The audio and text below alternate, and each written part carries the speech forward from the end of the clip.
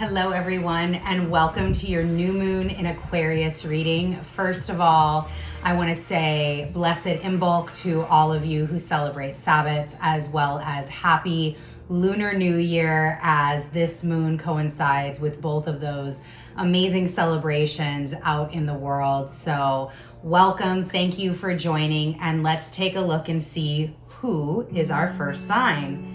Aries, you are first up today for this new moon in Aquarius reading. So this new moon in Aquarius is occurring on the 31st of January or February 1st of 2022, just depending upon what your time zone is and where you are located at in the world. And we are at 12 degrees of Aries, which is a very interesting point since our Capricorn new moon, the first new moon of the calendar new year, was also at 12 degrees. So Aries, let's take a look and see where your headspace is at for this new moon, the heart space, and the physical space. All right, so Aries, where is the headspace at for this new moon? And what about the heart space, Aries? And the physical realm. Where are you at in the physical area? Oh, popped out too. I'm taking them. Okay. All right, Aries. So this is what we have so far. In the headspace, you have the Five of Wands.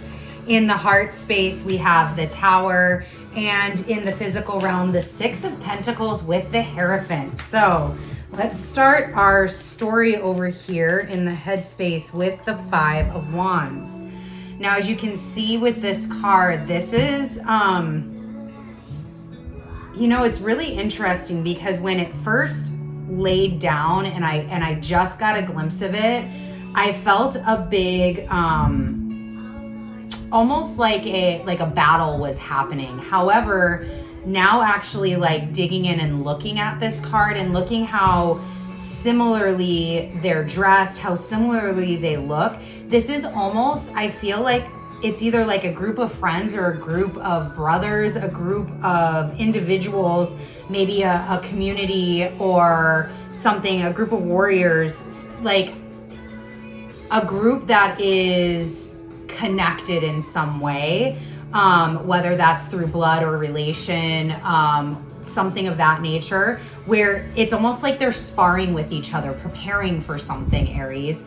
It not so much that they're in battle, but they're in a preparatory mode. They're honing their skills. They're honing their ability to strive, their ability to win, their ability to achieve their goals. I currently right now am in the midst of watching the series Vikings, and throughout that series you saw them practicing and honing and doing sword play from their very young children all the way up to seasoned warriors. It was a continual honing of the skills, and as this is happening in the headspace, wands are again that fiery kind of passion energy. It could be for you, Aries, during this new moon, there may be some mental honing that needs to happen. There may be some processes that, through the Mercury retrograde, through Venus retrograde, through the energies of January, and since the beginning of the calendar year and this last lunar cycle, there might have been some need to hone in on that intellectual part, need to sharpen Seven of Pentacles, need to sharpen whatever it is you're trying to bring into fruition, whatever manifestations you're looking for. It's about planting those ideas and cultivating those ideas, practicing them, honing those skills that are needed to get in there, and understanding, because this is from a mental capacity, understanding what it is going to take to get you to where you need to be. It's one of those moments where I feel this, especially with the Queen of Cups here, I get this really clear sense that you're finally understanding, Aries, or you've been understanding, but now there's more clarity around what you've been understanding about what it's going to take to get to the next level, to get to that big goal. Again, if you were already the individual, if you were already in the position, the place that you achieved a goal that you were working on, then all of these skills would already be there. Your goals are bigger than where you are at currently. And I get this clear sense that you see that differentiation through this new moon. There's a lot of clarity, maybe a lot of unveiling if you've been confused about that, or just more solidification for you, more, I don't want to say emotional connection, but more, just more solid knowing, more intuitive knowing, more like, yeah, I know this so much that I don't care who or what tells me differently. I'm not swayed. I know exactly what it's going to take for me to get there. I know what skills I need to sharpen. I know how I need to hone those skills. And I'm going to go get them done. I'm going to go plant. I'm going to go and cultivate. I'm going to go get exactly what I want, and nobody's going to stop me. So that is excellent. And in the heart, we have the Tower. I love, the Devil in the heart might be one of my favorites, but I love a good Tower in the heart. I love a good Tower moment in the heart, because what sometimes, and we'll get more clarifiers on this, but the initial feeling into a Tower in the heart for me is a lot. Oh,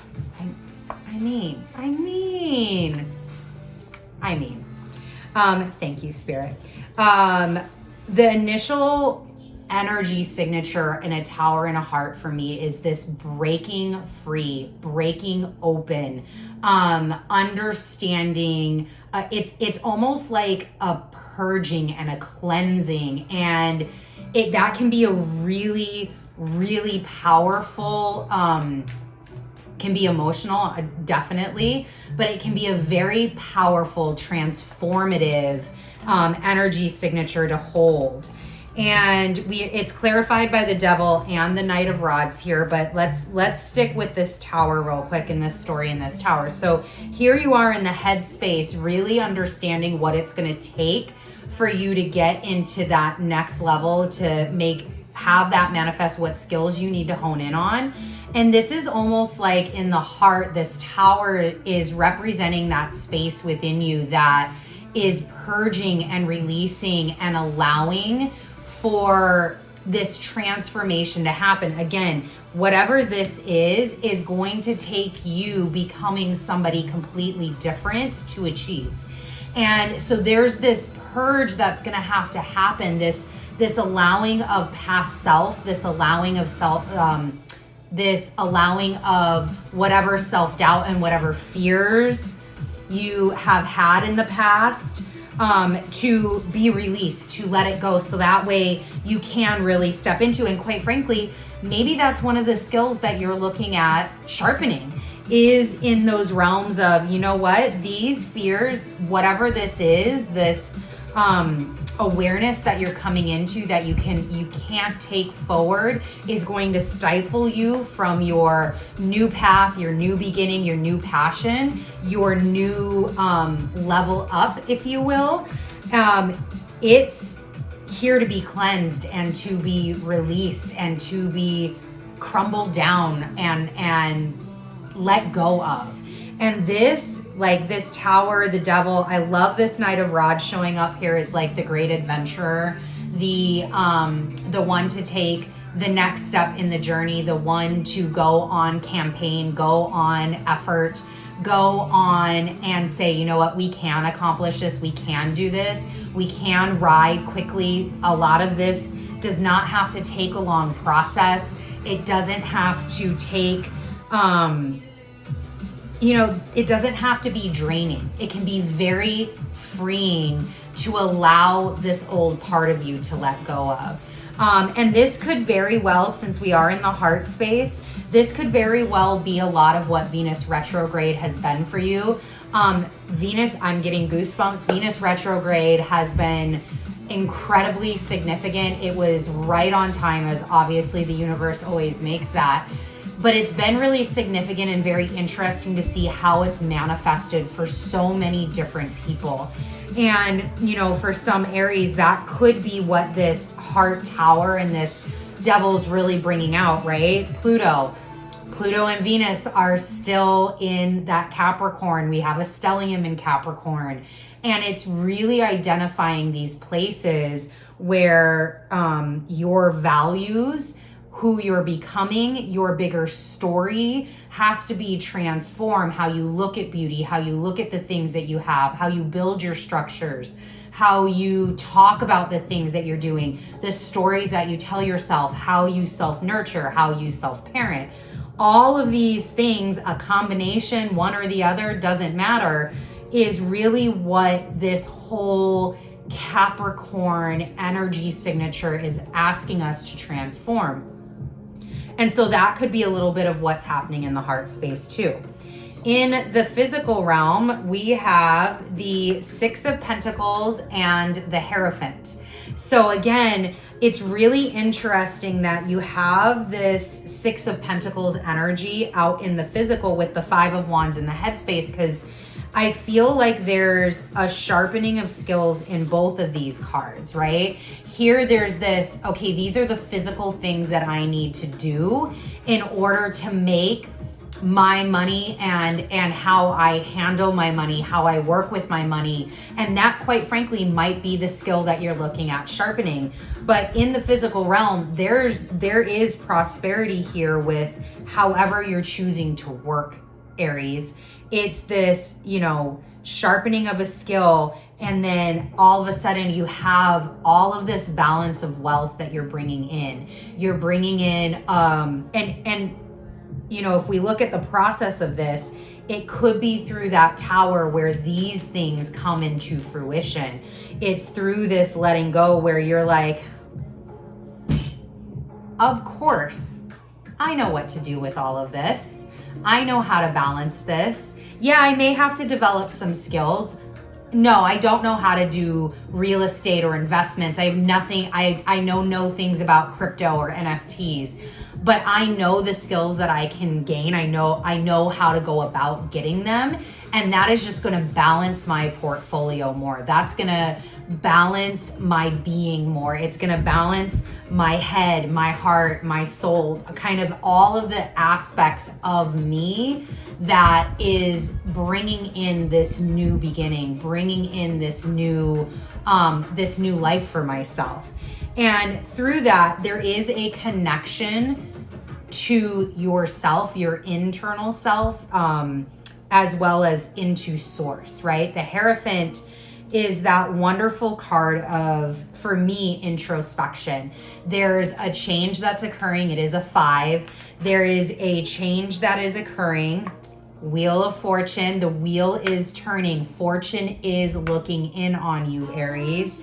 And you're not only is Fortune looking upon you, you are looking upon yourself in Fortune. So if any of this tower, if any of this devil energy has anything to do with lack, that's the work that really this new moon really intentionalize releasing that, cleansing that, clearing that, because you are being definitely looked upon in a really fortunate way, and having fortune come in, balanced fortune. So again, the Hierophant is this midst of change card where you really need to connect internally. For me, the Hierophant does signify more on the earthly realm, this connection with source, but not from a Neptunian perspective, not from a perspective of like, you know, this such higher power that it's kind of like, what is happening up here? I don't know how to put words into it, right? That Piscean Neptunian energy. But the Hierophant more so is that understanding of what types of magic you hold within yourself. what types of connections to your ancestors, connections to your heritage, to your lineage, what types of connections to your spirituality and your practices, your rituals, your whether that's meditative or praying or journaling or gratitude, what types of connections do you have to those practices that allow you to understand that you can move through change and not have it be so up and down, like huge mountain climb, and then all of a sudden we come crashing back down, but more so that you're able to ebb and flow within the natural energy of the world. As this wheel changes, you can celebrate that change. And yet there could be fear with this change, that's okay, but because of this connection, because of this balance that you have, it doesn't stifle you. It doesn't stop you from that change. And it's radical honesty, the Queen of Swords. Ooh, I just got super Venus vibes with this as well, Aries. So, you know, it's this change. It's this honesty about where you're changing at. It's honesty with yourself about your connection, your rituals, the things, the skills that you're developing, the things that you need to work on, what you need to let go of in order to move forward and continue to grow, Aries. That's really kind of the big message right here for you for this new moon in Aquarius. Thank you so much for joining me. I will see you in the middle of February, where we will be back for the full moon in Leo. Bye. See you later.